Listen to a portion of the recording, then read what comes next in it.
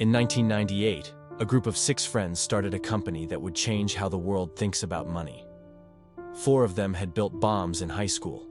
3 had escaped communist countries. 1 had just signed up for cryonics, to be frozen after death. They weren't your typical Silicon Valley entrepreneurs. They were outsiders with an extreme vision, to create a new digital currency that could replace the US dollar. That company was PayPal. And one of those founders, Peter Thiel, would go on to make the first outside investment in Facebook, build Palantir Technologies, and become one of Silicon Valley's most controversial and influential thinkers. In his book, ZeroToOne, Peter Thiel reveals the contrarian principles that helped him build multiple billion-dollar companies, principles that go against everything conventional wisdom teaches about business and success.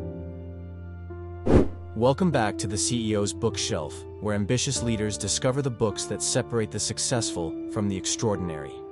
This isn't a book about incremental improvement. It's about creating the future from scratch.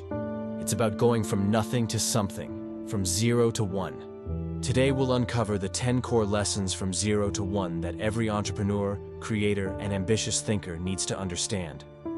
From why competition is for losers, to why you're not a lottery ticket, to the hidden power law that determines success, these ideas will fundamentally change how you think about building companies and creating value. Let's dive in. Lesson 1. Go from 0 to 1. Create, don't copy. Peter Thiel opens the book with a simple but profound distinction: horizontal progress versus vertical progress. Horizontal progress is going from 1 to n, taking something that works and copying it everywhere. It's easy to imagine because we've seen it before. China's economic boom is the perfect example. They copied railroads, air conditioning, entire cities from the developed world. It's globalization, making what works somewhere work everywhere. Vertical progress is different. It's going from 0 to 1, creating something that has never existed. It's invention. It's technology in the truest sense. When you take one typewriter and build 100, that's horizontal. When you take a typewriter and invent a word processor, that's vertical. Here's the critical insight. The next Bill Gates won't build an operating system. The next Mark Zuckerberg won't create a social network. If you're copying these people, you're not learning from them. Peter argues that the future depends on technology and true innovation, not imitation.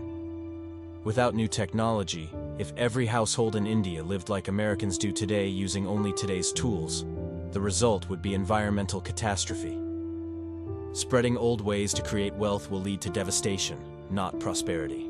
The lesson is clear. The only way to build the future is by creating something fundamentally new. Don't ask, how can I do what others are doing but slightly better?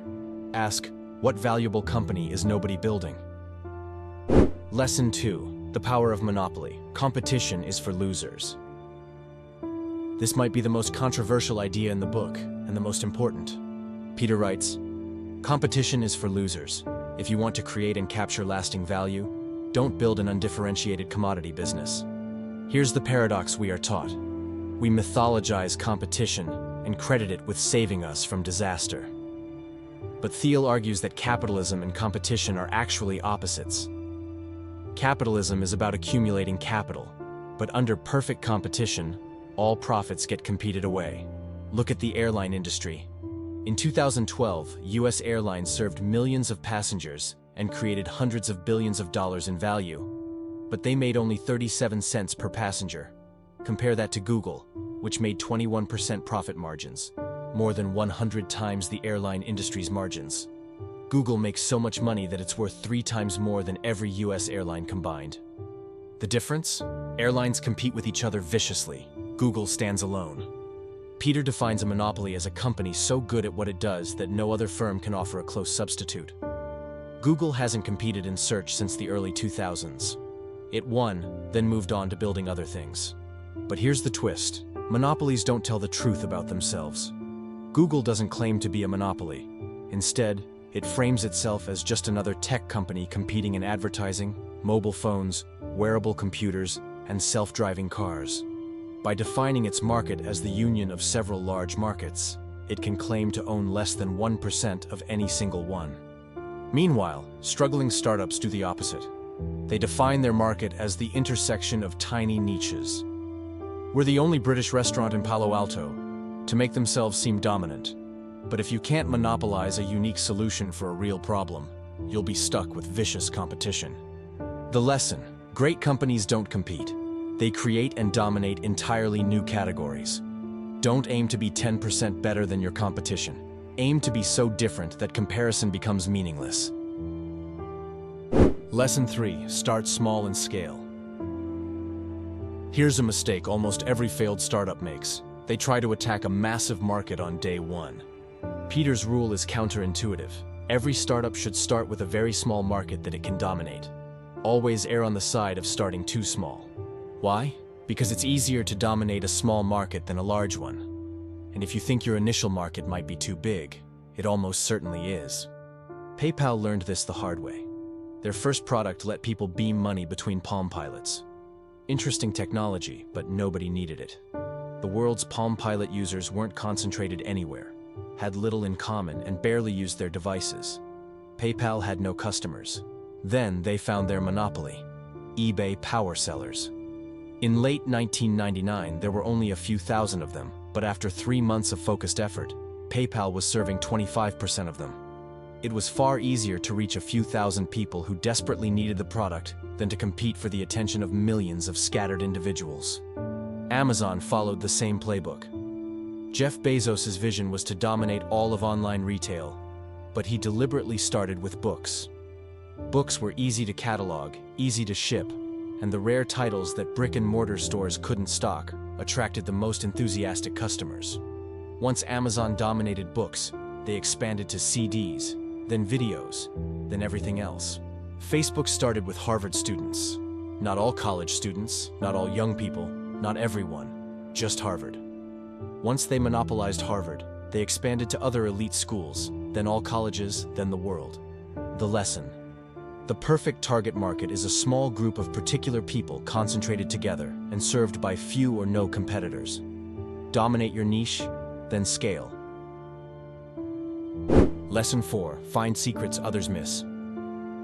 Every great business is built on a secret, something important and unknown that others don't see. Peter asks a question that sounds simple, but is actually very hard to answer. What important truth do very few people agree with you on? Most people today act as if there are no secrets left to find. This belief is dangerous because it leads to stagnation. Ted Kaczynski, the Unabomber, was a brilliant mathematician who became a terrorist, partly because he believed all the world's hard problems had already been solved. Modern culture has largely accepted his worldview, minus the violence. Why has society stopped believing in secrets? 4 reasons: incrementalism, risk aversion, complacency, and flatness.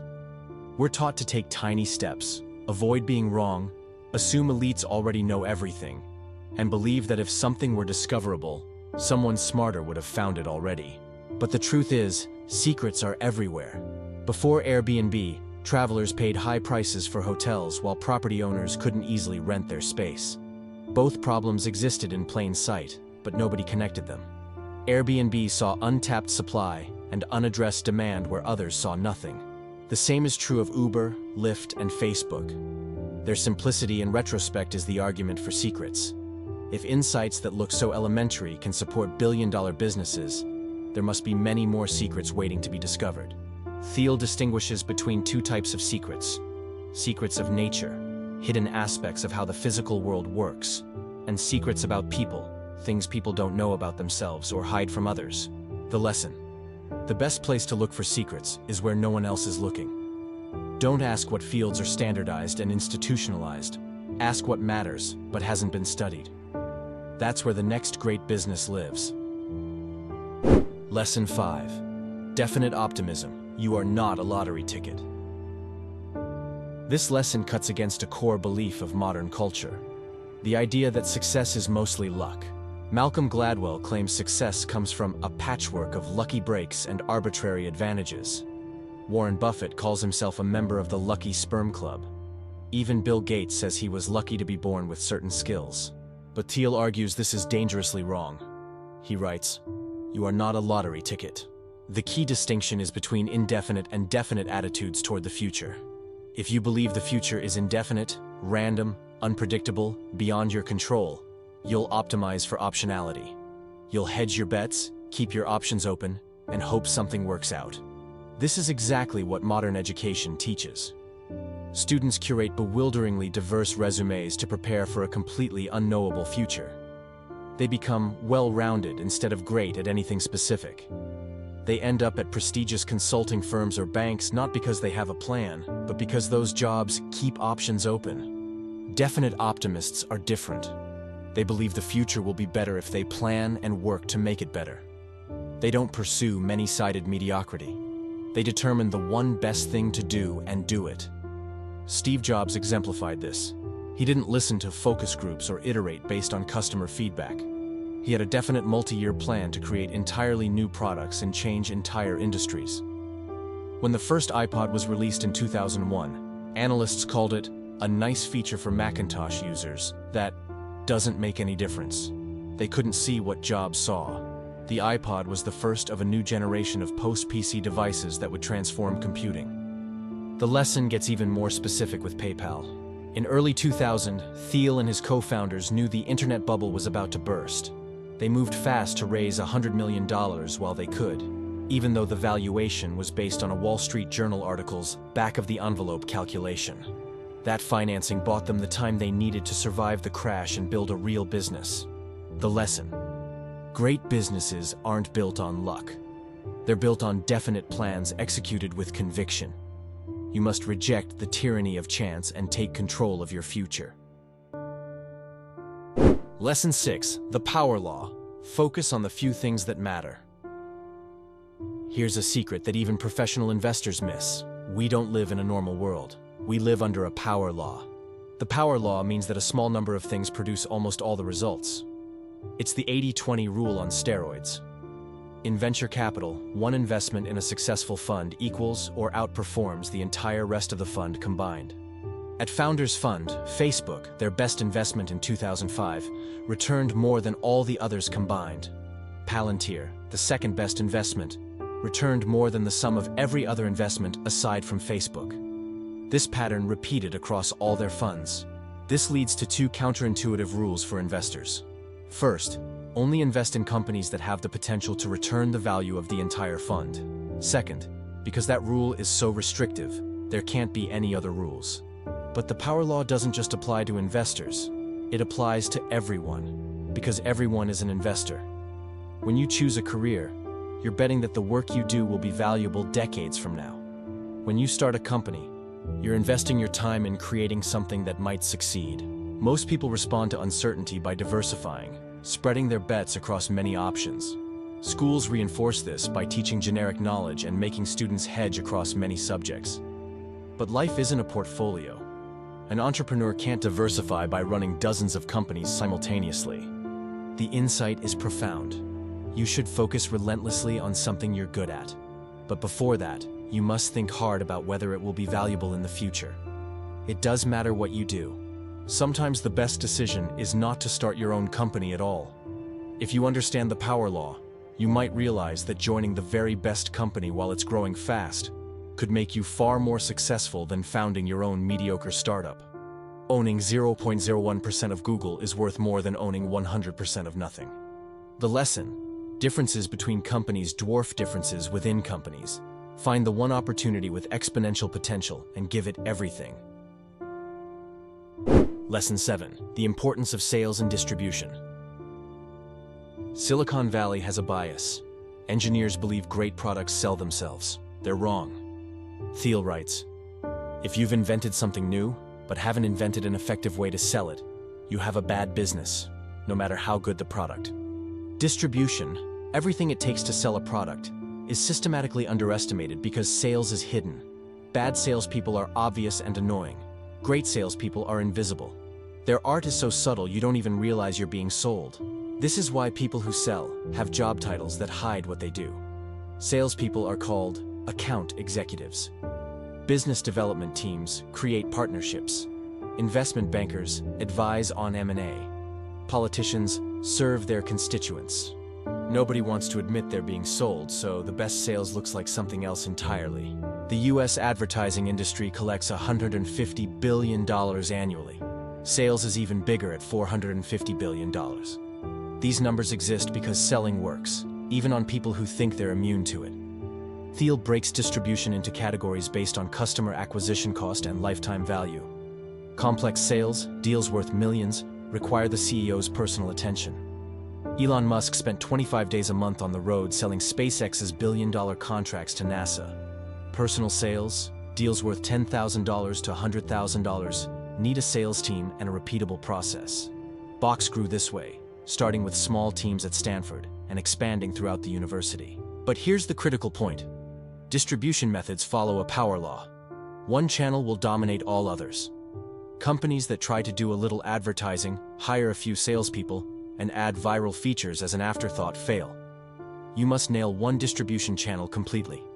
Even Tesla, with the best electric car technology in the world, took distribution so seriously that it owns its entire distribution chain. While other car companies rely on independent dealers, Tesla sells and services vehicles in its own stores. The upfront costs are higher, but it gives them control over the customer experience and strengthens their brand. The lesson: superior sales and distribution can create a monopoly even without product differentiation. But no product is so good that it sells itself. Lesson 8. Build strong foundations, team and culture. Thiel calls this Thiel's Law. A startup messed up at its foundation cannot be fixed. The most crucial early decision is choosing co-founders. Thiel compares it to marriage. Founder conflict is as ugly as divorce, and the company becomes the victim. He learned this the hard way when he invested in a company where the co-founders had met at a networking event and decided to start a business together. It was like marrying the first person you meet at the slot machines in Vegas. The company failed, and Thiel lost his money. By contrast, the PayPal founders had deep relationships before starting the company. They weren't just skilled, they genuinely wanted to work together. That cohesion created what Silicon Valley now calls the PayPal Mafia. After selling PayPal to eBay for $1.5 billion, those founders went on to create or invest in LinkedIn, YouTube, Yelp, Tesla, SpaceX, and Palantir. 7 companies worth over $1 billion each. But strong foundations go beyond co-founders. Every person involved must be fully committed. Thiel's rule: everyone should be involved full-time. Part-time employees, consultants, and remote workers create misalignment. As Ken Kesey said, you're either on the bus or off the bus. Compensation reveals commitment. Thiel noticed that startups do better the less they pay the CEO. A CEO making over $150,000 at an early-stage startup starts acting like a politician defending the status quo rather than a founder solving problems. Low CEO pay sets the standard for everyone else. Equity is even more important than cash because it aligns everyone toward creating future value. But it must be distributed carefully. Equal shares seem fair but create resentment. Unequal shares also create resentment. The solution? Keep the details secret. Sending out a company-wide email listing everyone's ownership stake would be like dropping a nuclear bomb on your office. The lesson: culture isn't separate from the company. Every company is a culture. The team you build and how you structure ownership determines whether you'll survive long enough to succeed. Lesson 9. Man and machine. Work with technology, not against it. There's a popular fear that computers will replace human workers. Thiel argues this fear is based on a fundamental misunderstanding. Humans and computers are complements, not substitutes. Globalization means substitution. People competing with people for jobs and resources. But technology means complementarity. Computers excel at different things than humans, so they make us more effective. PayPal discovered this when they faced massive credit card fraud in 2000. They were losing tens of millions of dollars every month. First, they tried to automate a solution with software, but the fraudsters adapted faster than the algorithms could. Then, they tried manual review, but humans couldn't review thousands of transactions per minute. The breakthrough was a hybrid approach. Software flagged suspicious transactions on a well-designed interface, and human analysts made final judgments. This system, called Igor, after a Russian fraudster who bragged they'd never stop him, turned PayPal profitable. The FBI even asked to use it to detect financial crime. This same principle led Thiel to co-found Palantir in 2004. The software helps analysts extract insights from divergent data sources, phone records of radical clerics, bank accounts linked to terrorist cells, patterns of IED placement in Afghanistan. The software analyzes the data and flags suspicious activities, but trained analysts make the final decisions. Neither humans alone nor computers alone could achieve what they accomplished together. The lesson applies beyond national security. Lawyers need to articulate solutions for different audiences: clients, opposing counsel, judges. Doctors must combine clinical understanding with the ability to communicate with patients. Teachers must tailor instruction to individual learning styles. Computers might help with some of these tasks, but they can't combine them effectively. The lesson: the most valuable companies in the future won't ask what problems can be solved with computers alone. They'll ask how computers can help humans solve hard problems. Lesson 10. Think like a founder. Vision over conformity. The final lesson is about the paradox of founders themselves. When you plot the traits of normal people, you get a bell curve.